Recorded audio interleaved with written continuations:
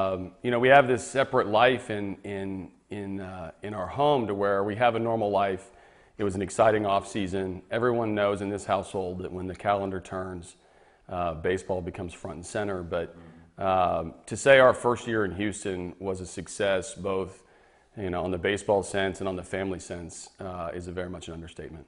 Aaron, have you found yourself maybe wrapped up a little bit more in this offseason maybe than in years past, or has it been kind of a normal situation here away from the ballpark? I think it's a little bit of a normal situation. It's been kind of nice when the season gets done and we get to have AJ home and be kind of dad and husband, and he gets to go to the kids' games and like, okay, a game today and a game tomorrow, and dinner's on the table. So that part we like, although we do miss a little bit of the fun of the baseball season in the middle of it. I think the beauty of a baseball family, certainly ours has been a baseball family from the beginning. When Aaron and I met, I was a player very early in my career, just starting my career.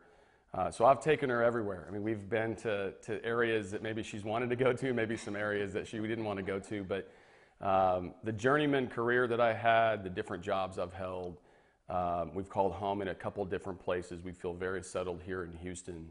But it's sort of been our life. Our normal is chaos for 7 or 8 months, and then 4 months to recoup. And for us, our family vacations turn into winter vacations. Our time that is very, very valuable to us when we can have that normal schedule and that normal interaction. And then, for me as a dad and as a husband, I want my family to be involved as much as they can. And they're very invested in the Astros. They're very invested in being part of the community because that's our life, and that's what we've been blessed enough to be around, and I wouldn't want it any other way. Every season has its peaks and valleys.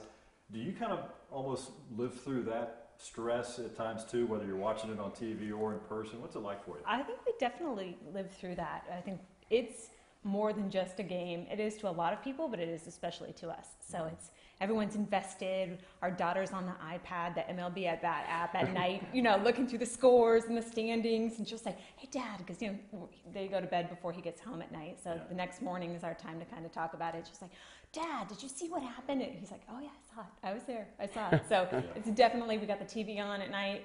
On road trips, we try to make as many home games as possible. Yeah. We definitely go through the highs and lows, just like everybody. The story you said when y'all met, you met AJ. And walk us through that, because that's fun.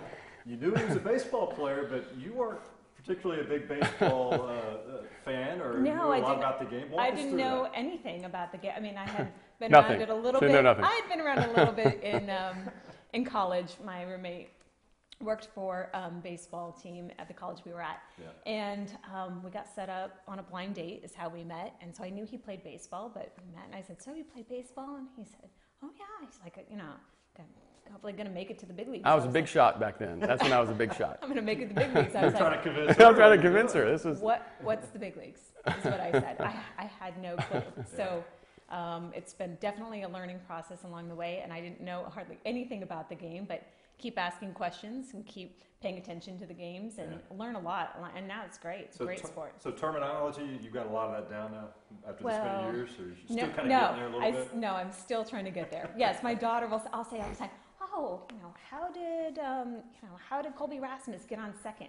"Oh, he probably hit a double or something." She's like, "Mom, somebody walked and then somebody grounded out and then so she's teaching you the game. Yes. What she knows is she knows the difference in how I'm supposed to be at the field and how I'm supposed to be at home. There's a couple of times where I might be a little bit of a tough parent on our girls, and Aaron will remind me, "These aren't your players. No, right. These aren't guys that are professionals. These are 13 and 11-year-old girls that need their dad. They don't need a coach." Absolutely. And so it keeps me grounded.